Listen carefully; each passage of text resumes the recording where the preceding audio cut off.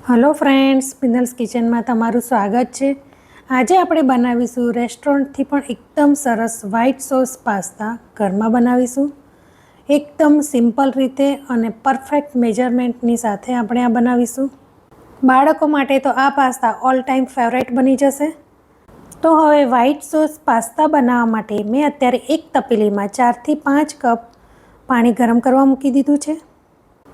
ગેસની ફ્લેમ આપણે મીડિયમ રાખીશું અને હવે તેમાં હાફ ટીસ્પૂન મીઠું અને થોડું તેલ ઉમેરી દઈશું।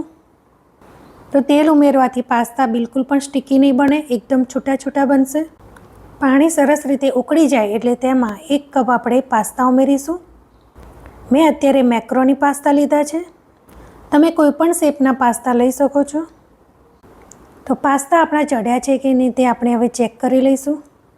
રેસ્ટોરન્ટમાં આ પાસ્તાને 90% કૂક કરે છે, પણ મેં અત્યારે તેને કમ્પ્લીટ કૂક કર્યા છે। તો આ પાસ્તાને ચડતા 10 મિનિટ જેવો મારે સમય લાગ્યો છે।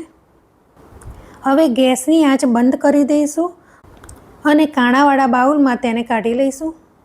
ઉપરથી ઠંડુ પાણી રેડી દઈશું। તો આવું કરવાથી તેની કુકિંગ પ્રોસેસ એકદમ સ્ટોપ થઈ જશે। ઉપરથી થોડું તેલ ઉમેરી તેને મિક્સ કરી દઈશું। તેનાથી પાસ્તા એકબીજા સાથે સ્ટીક થતા નથી અને એકદમ છૂટા છૂટા પાસ્તા રહે છે। હવે ગેસ ઉપર એક પેન મૂકીશું અને તેમાં 1 ટીસ્પૂન તેલ અને 1 સ્પૂન આપણે બટર ઉમેરી દઈશું। તો અત્યારે મેં ઘરનું બનાવેલું બટર યુઝ કર્યું છે। હવે બટર મેલ્ટ થઈ જાય એટલે તેની અંદર આપણે 1 ટીસ્પૂન ઝીણું સમારેલું લસણ ઉમેરી દઈશું।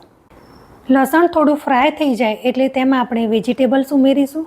તો આ વેજીટેબલ્સને મેં નાના નાના ટુકડામાં સ્ક્વેર શેપમાં કાપી લીધા છે। તો અત્યારે મેં ડુંગળી, ગાજર, કેપ્સિકમ અને કોર્ન લીધા છે।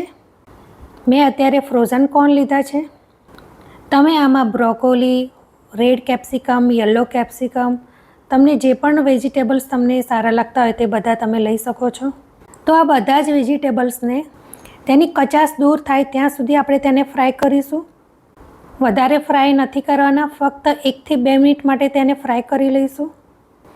અને હવે તેમાં હાફ ટીસ્પૂન મીઠું, half teaspoon oregano, half teaspoon મરી પાવડર ઉમેરી દઈશું। બધી જ વસ્તુને સારી રીતે મિક્સ કરી લઈશું અને ગેસની આંચ હવે આપણે બંધ કરી દઈશું અને હવે તેને પ્લેટમાં કાઢી લઈશું। હવે પાસ્તા માટેનો વ્હાઈટ સોસ બનાવીશું। તો તેના માટે મેં અત્યારે એક પેન લઈ લીધું છે, તેમાં 2 ટીસ્પૂન આપણે બટર ઉમેરીશું, સાથે 2 ટીસ્પૂન આપણે મેદો ઉમેરી લઈશું। તો આ મેદા અને બટરનું પ્રમાણ આપણે એકદમ સરખું લેવાનું છે, એટલે કે 2 ટીસ્પૂન મેં બટર લીધું છે તો 2 ટીસ્પૂન આપણે મેદો લેવાનું છે।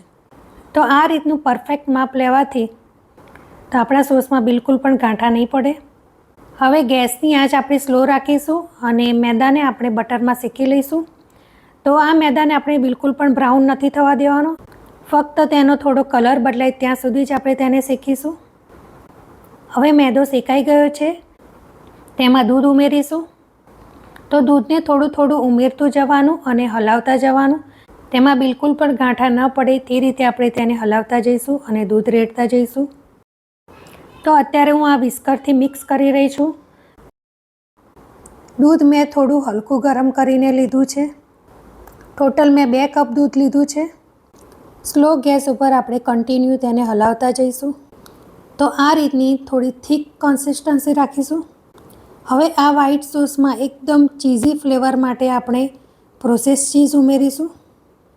તો મેં અત્યારે 1.5 ક્યુબ લીધા છે, તેને મિક્સ કરી લઈશું અને હવે તેમાં હાફ ટીસ્પૂન મરી પાવડર, હાફ ટીસ્પૂન ઓરેગાનો અને half teaspoon red chilli flakes ઉમેરી દઈશું।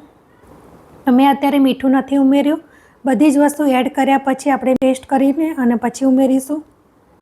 તો હવે આપણો આ સોસ એકદમ તૈયાર થઈ ગયો છે। તો આ રીતની આપણે થોડી થીક કન્સિસ્ટન્સી રાખીશું। હવે તેમાં બધા જ વેજીટેબલ્સ ઉમેરી દઈશું, બોઇલ કરેલા પાસ્તા ઉમેરી દઈશું। તો બધી જ વસ્તુને આપણે બરાબર મિક્સ કરી લઈશું, થોડું ટેસ્ટ કરી લઈશું।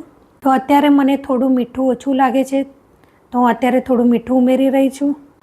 તો હવે આપણા એકદમ super cheesy white sauce pasta તૈયાર થઈ ગયા છે। તો હવે તેને સર્વિંગ પ્લેટમાં કાઢી લઈશું. તમે એક વખત જો આ પાસ્તા ઘરે બનાવી લીધા તો રેસ્ટોરન્ટના પાસ્તા પણ તમે ભૂલી જશો. બાળકોના લંચ બોક્સમાં પણ તમે ભરી શકો છો અને એકદમ સરળથી અને ફટાફટ બની જાય છે. તો તમે મારી આ રેસીપી જરૂરથી ટ્રાય કરજો. તમારા પણ પાસ્તા બહુ જ સરસ બનશે. તમને મારી આ રેસીપી કેવી લાગી તે મને કમેન્ટમાં જરૂરથી જણાવજો. વિડીયોને લાઈક અને શેર કરજો અને મારી ચેનલને સબસ્ક્રાઈબ કરી બાજુમાં રહેલ બેલ આઇકનને પ્રેસ કરજો, જેથી કરીને મારી નવી રેસીપીના વિડીયો મળતા રહે. Thank you for watching. By.